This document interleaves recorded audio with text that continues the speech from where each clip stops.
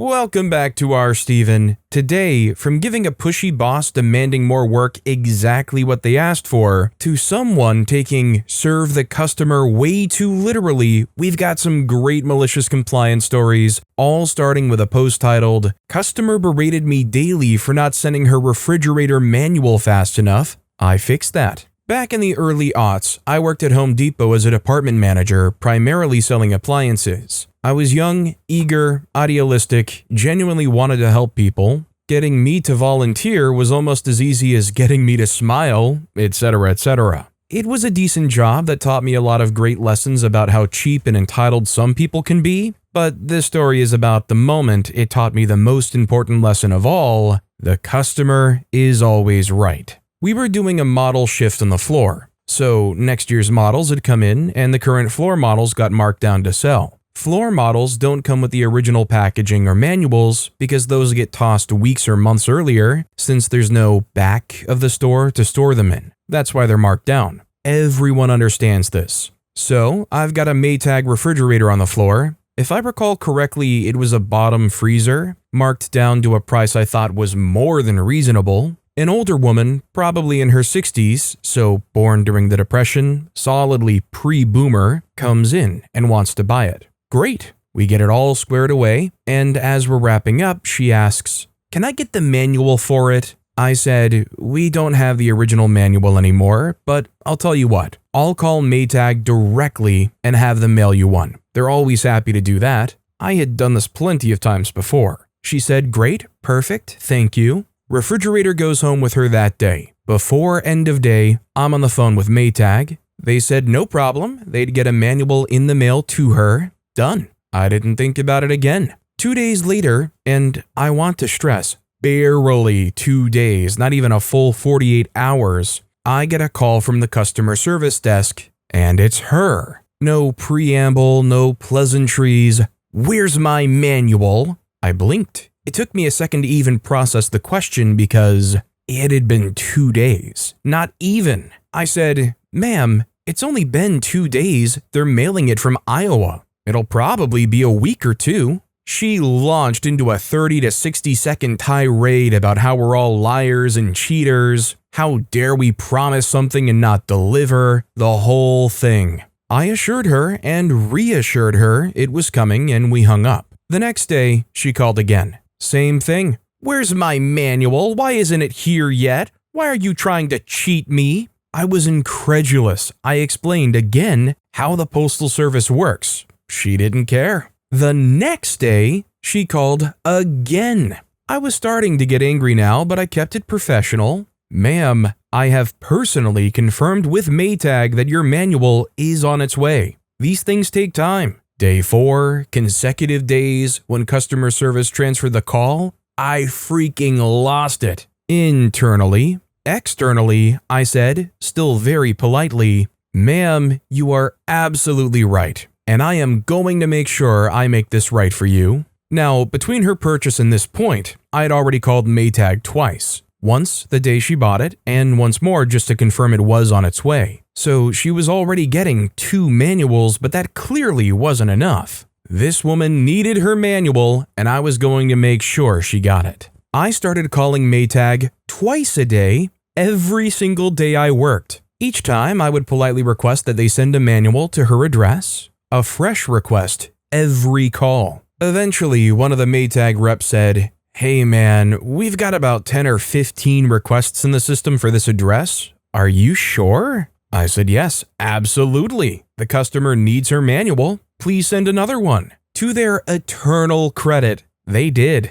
God bless whoever was working that phone line at Maytag. God bless them, and may the light forever shine on their life because they never questioned it again. I want to be clear about my level of commitment. I came in on my day off to make the call. I had worked Saturday and Sunday and had Monday and Tuesday off, but since Maytag's office was closed on the weekend, I wasn't going to let a non-business day cost this woman a single manual she was owed. I drove to the store specifically to call and ensure we held up our side of the bargain. This went on for just about 2 weeks, and then finally, the day I'd been waiting and praying for arrived. She called. She sounded very confused. She told me she had received 6 or 7 manuals at that point, and they were still coming. One arrived one day, then another the next, then 3 showed up the day after that. She didn't understand why she was getting so many. "Oh my goodness, ma'am," I told her. "Really? I am so sorry for the inconvenience. I just wanted to make absolutely sure she got her manual."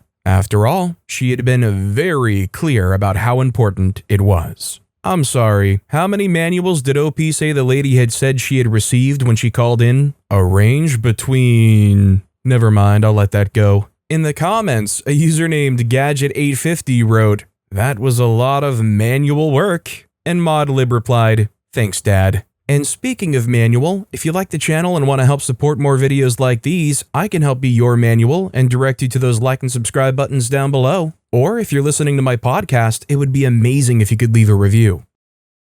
Our next story is, my buddy did not need a spotter for his bench press attempt. When I was working at the gym many years ago, a friend of mine came in to work out. It was a slow time of the day, so very few people were working out and the gym was a small one. The area was split into 2 parts, divided by a fairly large U-shaped bar. One quarter was filled with a few benches, dumbbells, and barbells, and the other area was filled with machines. My buddy was a really nice guy, but tended to overestimate his abilities. Recently, he surpassed the magic milestone of a 100-kilogram bench press, and his plan for this day was to repeat this. I am very aware of his abilities and asked him if he wanted me to spot him during his bench press. It's always recommended to use a spotter when bench pressing with weights nearing your maximum. He said, "No, I feel really strong today, so I don't need a spotter." I asked, "Are you sure?" He said, "Nope, I really can do this, so I don't need your help for this." I offered to spot one more time, but he was very sure he could do it without me spotting him. So I went to the other side of the bar area and just waited.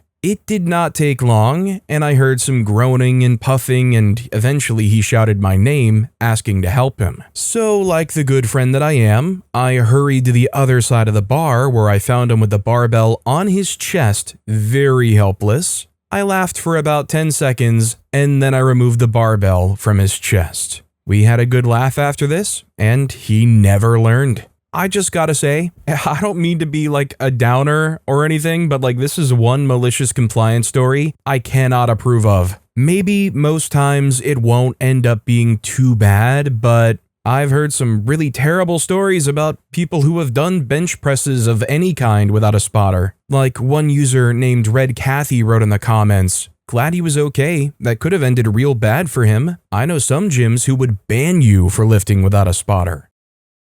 Our next story is, don't believe me that I have severe bowel issues? Enjoy having it clogged and fleece toilet? Background: due to medications and bad genetics, I am not in any way regular. Anytime at a new job or new location, I look for the most powerful toilet there to not inconvenience people. You know, those air pressurized ones that sound like a jet's going off? Those usually can survive. Years ago, I worked in an old 3-story building. 3rd floor employee bathroom has your standard low-flow worthless toilets. Anytime nature called, I would make my way down the stairs to the lobby and use the more updated pressurized toilets. And let me just say that with all of the supplements I take to make the job easier, you could have days if not weeks of filler for the toilet in a matter of seconds. Of course, new manager comes in not liking that I'm taking 30-minute toilet breaks walking all the way down to the lobby, walking all the way back up. He demands I use the employee toilet down the hall. Cue malicious compliance.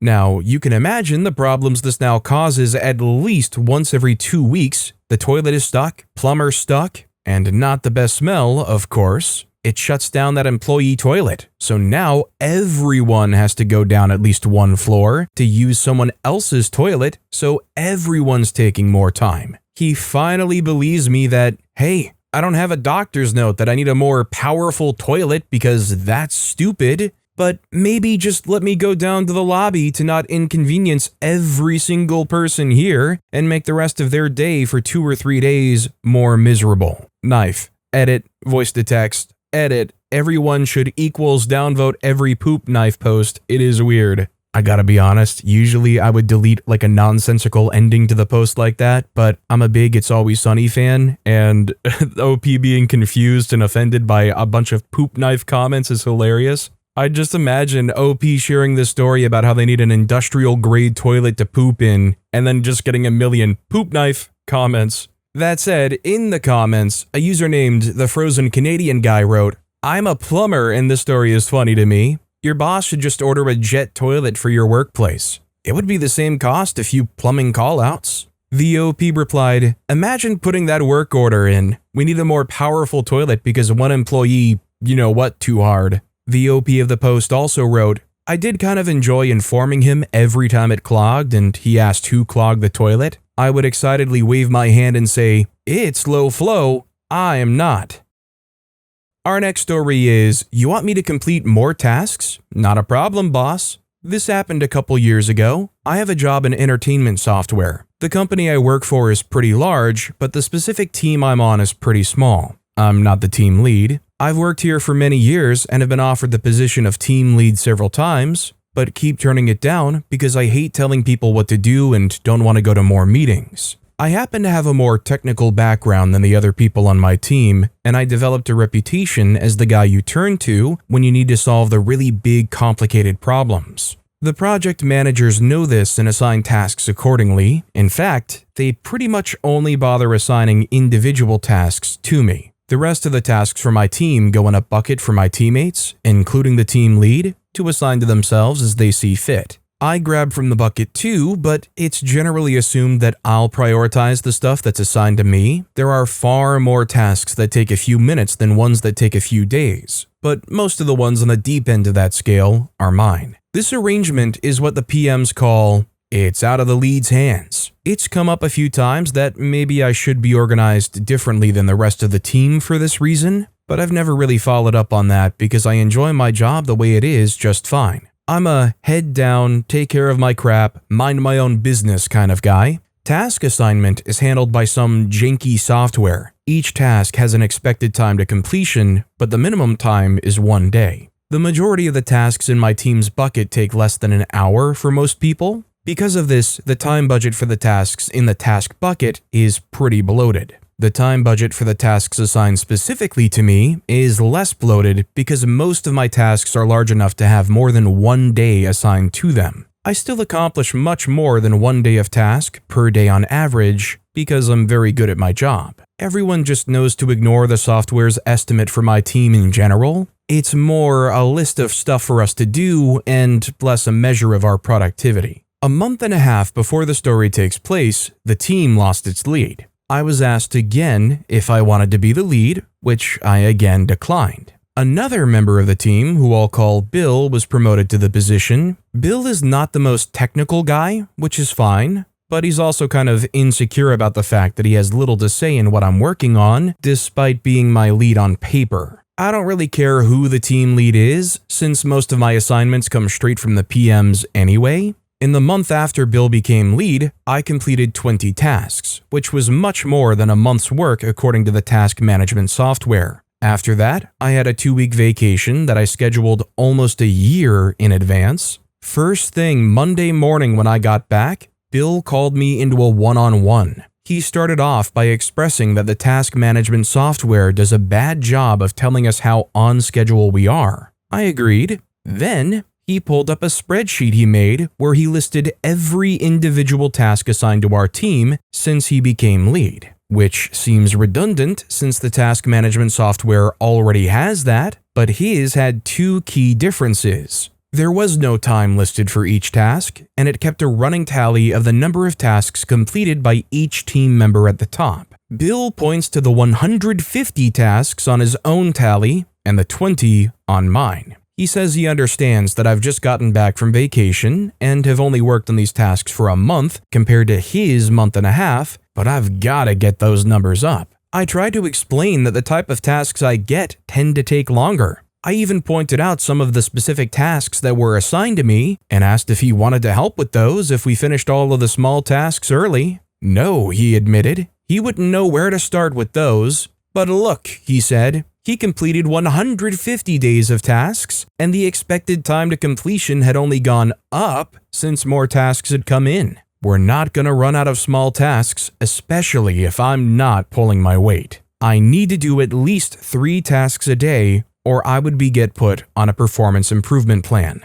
It was at that point that I started actually looking at the tasks that he'd completed, and my first thought is, you've had a month and a half and you've only done 150 of these? These are 5-minute jobs. What's more, the other members of the team are around the 70 to 120 range, but they have more tasks that seem like they would take a few hours to complete. Even worse, if you complete the tasks alphabetically, like the bucket does, you can see that he's taken groups of small ones from the list and skipped any of the larger ones. It's almost like Bill has been grabbing the easiest, fastest tasks from the bucket and then claiming that means he's more productive. Well, if Bill wants to claim that success is measured in how many tasks like this someone can do, he shouldn't have brought these rookie numbers. So here's where the malicious compliance begins. Immediately after the meeting, I scroll to a random spot in Bill's spreadsheet. There's a bunch of tasks clustered together that I can knock out in the same script file. After burning through those, I jump down the list to knock out another cluster of tasks that I know I can solve in a similar way to the first ones. Next on the list are some that are literally the same thing in different scenarios, which I plow through. I keep making my way down the list, and by end of day, I've done 95 tasks. The next day is similar, but I hit a cluster that are a little more involved and only managed to finish 65. Still, that's a little better than the 3 per day Bill asked for. Of course, I've meticulously assigned all of these to myself and marked them done on both Bill's and the task manager spreadsheets. I don't know what happened behind the scenes. I know Bill has a regular meeting with the PMs on Wednesday mornings. I know the PMs do pay attention to the task manager and check-ins, so they probably took note of the fact that I just knocked half a year off the projection in 2 days. I don't know if they asked Bill why he was wasting my time with this stuff. I don't know if they pointed out that when he asked me to do the same kind of job he did, I did it over 20 times faster than him. All I know is, after that meeting, Bill messaged me to go back to doing things the way I was doing them. A couple days later, the head of the department in charge of our team, aka Bill's boss, sent me a message saying from now on,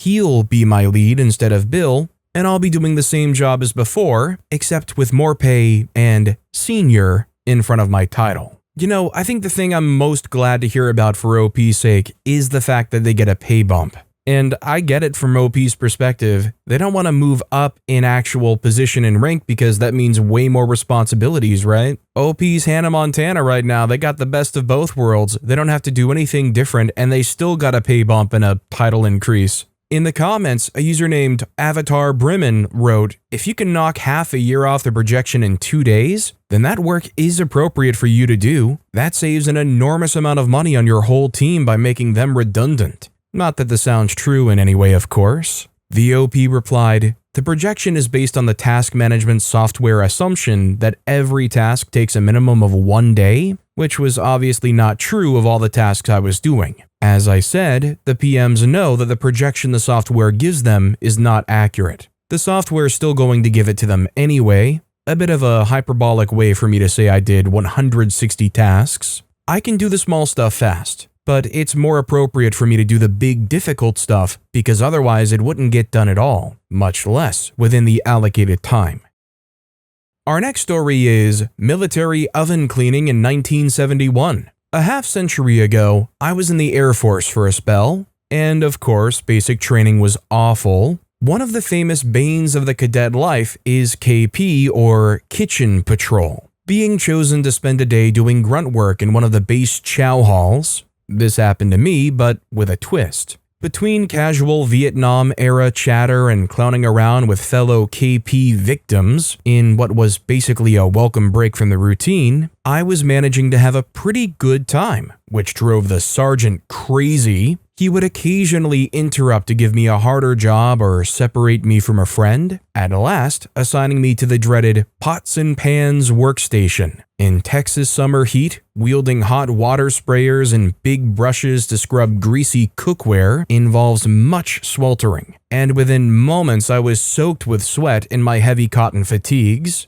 Of course, I still managed to have fun. How else does one cope? Suddenly, "Roberts, get your butt over here. I have a job for you." "Yes, sir?" He opened a small oven that was in desperate need of cleaning. There were deeply baked-in spills, black and crusty. "Clean this oven. I want it to shine like that table." He pointed at a stainless work surface nearby and handed me a bucket with a hard abrasive pumice scrubbing block. I got to work, noting that I was starting to scratch the enamel on the door.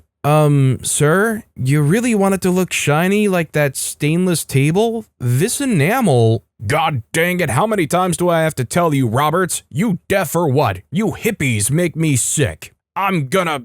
Just shut up and do the dang job, will ya? Jesus." He turned and walked away. I got back to work, gradually chewing through the enamel and down to the bare steel on the door, detailing around the edges. This was not easy, and there were parts near the hinge that were impossible to reach. Exhausted and sore-muscled, I was just starting on the interior when the civilian chef, who ran the kitchen, noticed what I was doing. Her voice cut through the cacophony. "Honey, what the heck are you doing to my oven?" In the ensuing moment of frozen silence, you could hear a distant boiling pot and conversation out in the dining hall. I put on my best stupid voice. "Well, ma'am, that sergeant over there told me to make it look like this table here." I pointed. "I am gonna kill him."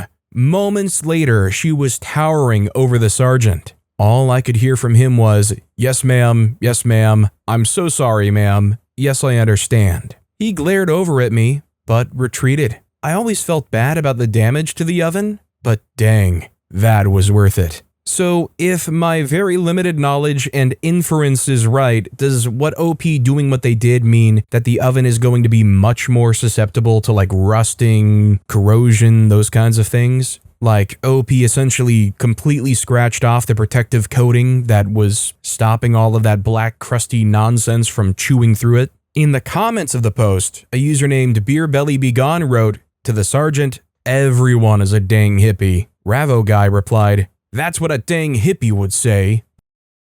Our next story is, who's that? So, minor malicious compliance. I moved and started a new job about a year ago. My new job had a punch in and out app that required a picture for every punch. I found this a minor annoyance, so I went out of my way to take absurd pictures. Twice, my manager sent me a pic asking, "Who's that?" One was taken before the lights were on, first one in the building, so it was just dark. The other was just my beard and company logo. About 3 weeks ago, we migrated to a new punch app. I had to take a picture for an account setup, but that's it. I still see everyone else taking pictures when they come in, but for some strange reason, I've been exempted. Does anybody else just find it weird that they would exempt OP and not anybody else? It almost makes me wonder if it's like a time-based thing. If you work there long enough, they just add you to the register as more like a permanent thing. The newer or more part-time people maybe just have to keep taking the picture every time. Either way, I agree with OP. I would hate that system. I don't want every day feeling like picture day.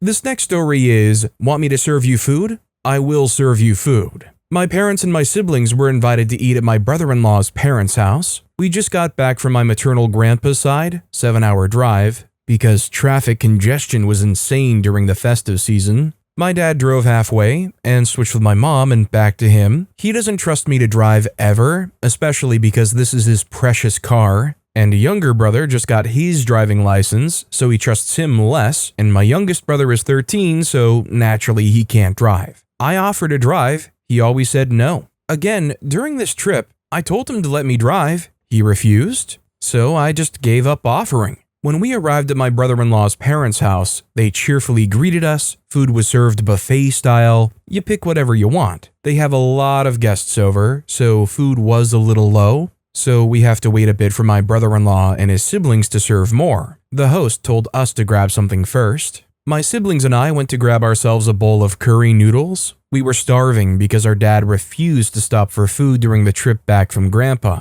We all took a seat in the living room. I have 3 kids and all are so ungrateful even though I drove everyone here and I'm so tired. No one helped me get some food, my father suddenly said loudly in front of everyone. We all paused eating. Everyone, including my brother-in-law's sister, looked awkwardly. I only had a bite. I turned to him and simply gave him my bowl. For some reason, he looked more embarrassed even though he asked for it. He told me to grab some more chicken. I quietly got up, filled the bowl with more chicken, and give it to him. I didn't grab another bowl to myself. Lost my appetite. He took a few bites and gives me back the bowl, saying he didn't want it and I can keep eating it. You dramatically asked for it so much, you should finish it, I told him. He insisted he didn't feel like eating this and wanted something else. He only ate 3 bites and had enough. The host actually ended up serving him. He specifically had a whole meal for him as a sign of respect because he's my brother-in-law's in-law. I end up finishing the bowl he didn't want. It was annoying. My father is a narcissist who enjoys painting us as his horrible, abusive children. He likes doing these sort of things for attention, so strangers can call us terrible and him as some kind of victim. Today, my older sister invited the whole family to go to her close friend's house to eat and celebrate the festive occasion. I went with my sister and brother-in-law with their car. We talked about what happened. My older sister found out about what happened through her sister-in-law. Even her sister-in-law said it was a bit messed up.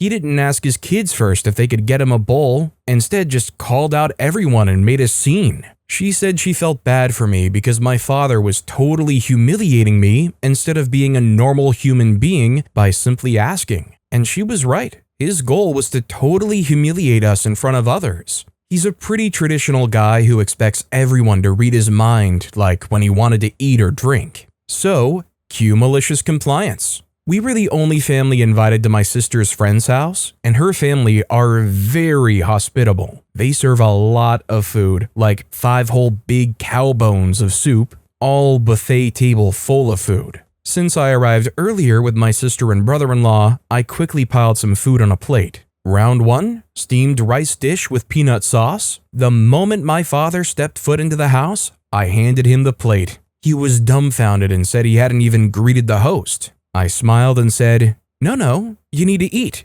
This is for you. And he reluctantly took the plate. I watched him like a hawk. As soon as he finished the first plate and was chatting with the host, round 2. I grabbed a bowl, filled it with chicken soup and noodles, and I went up to him and handed it to him. Here, Dad, there's plenty of food for you. He couldn't say no in front of the host. My mom was totally oblivious on what I was doing and went to grab him a whole bowl of cow bone soup because Dad likes meat better than chicken. Pretty sure he had to say no to it because the portions are massive compared to the chicken I gave him. After he finished the chicken noodles, round 3, I went and grabbed some fries and meatballs, put a nice side of sauce on the side, and handed him the plate. He kept eating. Round 4, I grabbed 3 slices of watermelon, and he refused. He can't eat anymore. Round 5, the host brought out a plate of fried rice, and I can't help but grin as I loudly say, "That's for Dad!" And he ended up having to eat half, and Mom piled some more meat on his plate because that's his favorite. Round 6, I grabbed more fries and meatballs for him, and by now I think he realized what I was doing. He said no and ran out of the house and asked the host to continue speaking outside. Such a shame. I ended up eating the 6th plate. I went back home and my sister and brother-in-law laughed and commented how my dad looked so annoyed by the first plate I give him. Oh my, whatever the reason.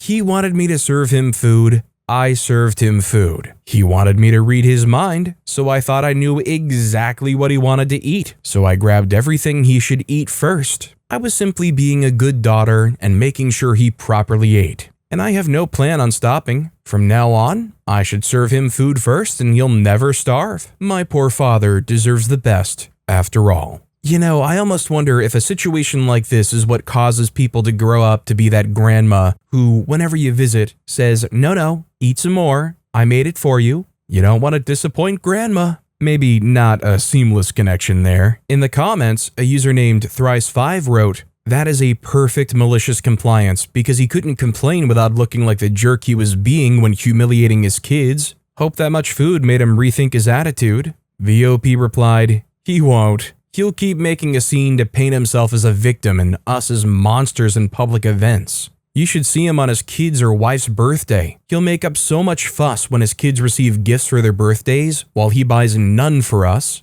Because how dare us trying to celebrate our birthdays that he kept forgetting when we didn't celebrate his birthday or buy him any expensive gifts. He doesn't care for cheap gifts, so it doesn't count. But with that being said, that's all the time we have for today. Now, if you want to hear some more crazy, awesome malicious compliance stories, why not check out that video on the left of the screen right now? Or if you missed my latest video, you can check that out on the right. That said, I'll see you all next time with some more stories.